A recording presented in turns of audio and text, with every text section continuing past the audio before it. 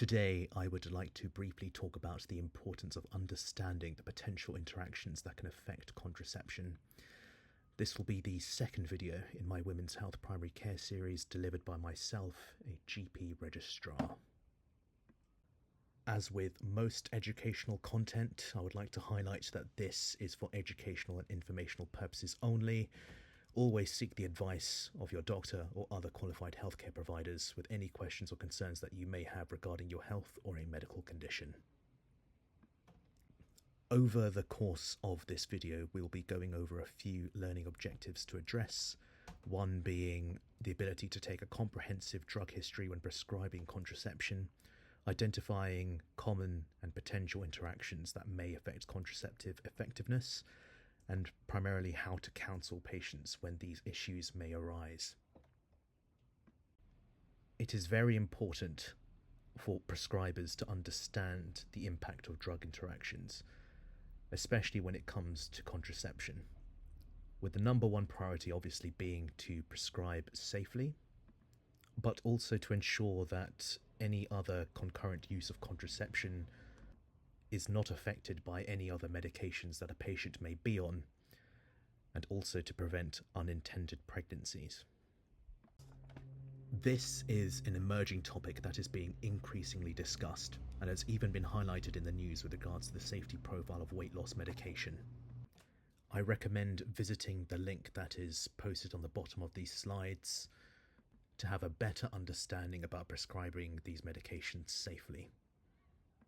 There is data to suggest that Mounjaro itself can affect the bioavailability of oral contraceptive methods, thus highlighting the importance of staying up to date, but also if unsure about any potential drug interactions, you should be aware of how you can check. Whilst watching this video or afterwards, I do recommend looking at the guidance provided by the FSRH and the BNF. And if you have access to Red Whale, there is a good summary about drug interactions and hormonal contraception. So let's start off by reminding ourselves of the essentials of what is needed when taking a drug history. I have highlighted 4 methods of contraception on this slide, and it is with these methods in particular where a comprehensive drug history should be taken. Patients who are on treatment for epilepsy, HIV, migraines, TB, or even fungal infections may be on medications that can potentially interact with these 4 methods. I should also say that non-prescribed medications such as St. John's wort or antacids that you can purchase over the counter can also impact the effectiveness of contraception, thus highlighting the need to take a detailed drug history. If unsure about any interactions or potential interactions, there is a section in the BNF where you can check and confirm. The next part of this video will now focus on specific examples and potential interactions that may affect the effectiveness of contraceptive methods. Although this may appear to be an exhaustive list, unfortunately there are also many other medications that are not covered on this slide. I'm aware that there are several mnemonics out there for common enzyme inhibitors and inducers, but the key message from this slide is if a patient is on a medication that is an enzyme inducer, we should advise and offer a reliable contraceptive method that is unaffected by it. I should also highlight that if a patient is on rifampicin or rifabutin, these are very strong enzyme inducers. This is one of the cases where it is not enough to simply review and alter the dose of oral medication. It is very important to have that discussion about offering an alternative contraceptive method that is unaffected by the enzyme inducer. This next part of the video will now look into how we can counsel and manage patients who are on medications that may potentially affect hormonal contraception. If a patient is on an enzyme inducer, then we should start our discussion by explaining that the effectiveness of the contraceptive method could be reduced. I'll take you back to those 4 methods that we talked about already, that was in a previous slide.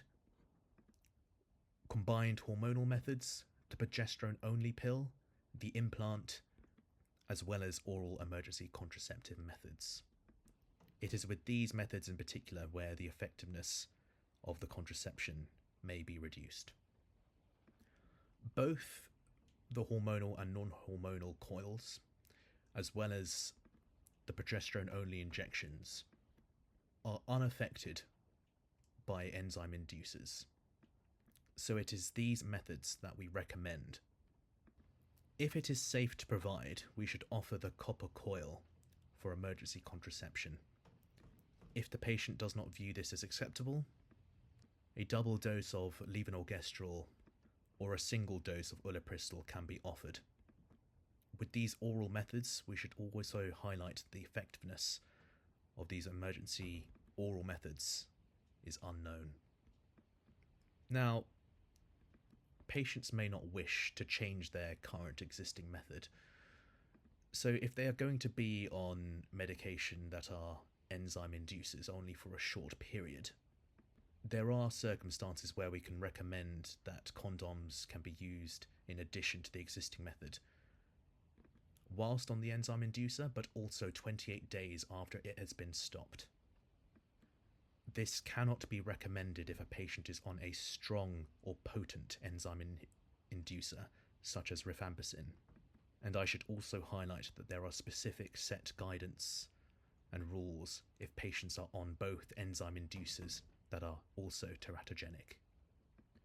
But we will go through this in a later slide. Enzyme inhibitors, on the other hand, have a theoretical risk of increasing the level of drug in the body, thus increasing the risk of side effects, but also toxicity. In this video, we will not go through this in detail, but have a think about how you will discuss these potential risks with your patients who are on such medications. The FSRH has produced summary tables within their guidelines for drug interactions and contraception, focusing on how enzyme inducers can affect specific methods of contraception. In addition to this, it provides guidance on what we need to do if patients are experiencing diarrhea and vomiting, but also extra precautions that we need to consider when providing patients with ulipristal. Looking at the table in closer detail, it's an adapted summary using information provided by the FSRH guidelines. The boxes that are in green highlight that there is unlikely to be any interactions between medications or symptoms such as diarrhea or vomiting on the methods of contraception highlighted in the table. For example, if a patient has a coil in situ but is experiencing persistent diarrhea, we can safely assume that the effectiveness of the contraceptive method used is maintained and that there is no need for additional precautions. I recommend having a look at the guidance set by the FSRH to have a greater understanding about the potential interactions and impact of common symptoms on the effectiveness of contraceptive methods. When prescribing emergency contraception, in particular with ulipristal, we need to counsel patients that additional contraceptive methods may be required after its use, in particular, especially for those patients who are on combined hormonal methods, the progesterone-only pill, the implant, or the depot. The principle behind this advice is due to the fact that there is an interaction with the hormones in these medications with ulipristal. The effectiveness of ulipristal could also be affected if a progestogen has been used in the previous week, so it's important to also inquire about this to ensure that we are prescribing safely. Now, we've spent a bit of time looking at the effectiveness of contraception whilst taking other medications, but now we will look at the other way around. There is an association with the effectiveness of Lamotrigine whilst being on the combined pill. There is evidence to suggest that there is reduced seizure control during periods where the combined pill is stopped. For example, in the pill-free interval. It's important to plan early and have a consultation with either the GP or the specialist to review the impact of these interactions on patients, and to also balance the type of contraceptive method or anti-seizure medication that would be used in these scenarios. But it is recommended that these cases are reviewed on an individual basis. Now, there's also a theoretical association between the combined pill and those who are on thyroid hormone replacement.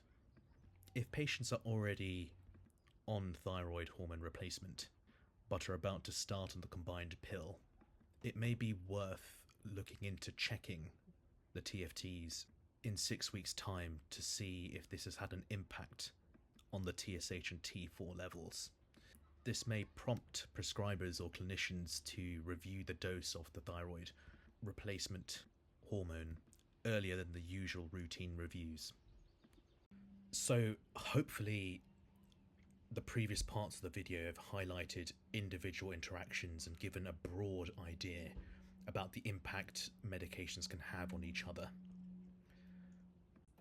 We should always encourage patients to alert a healthcare professional if they are starting a new medication, whether it's prescribed, it's non-prescribed, if it's over the counter. But this video has also highlighted that there is an importance of taking a good drug history when starting a patient on a new medication, so that we can minimize the impact of potential drug interactions. Naturally, prescribers will also be extra cautious when looking after patients that are on teratogenic medication. A key learning point for me was realizing that patients who are on both an enzyme inhibitor that are also teratogenic, for example topiramate, will require additional barrier methods on top of the use of an intrauterine device or the depot.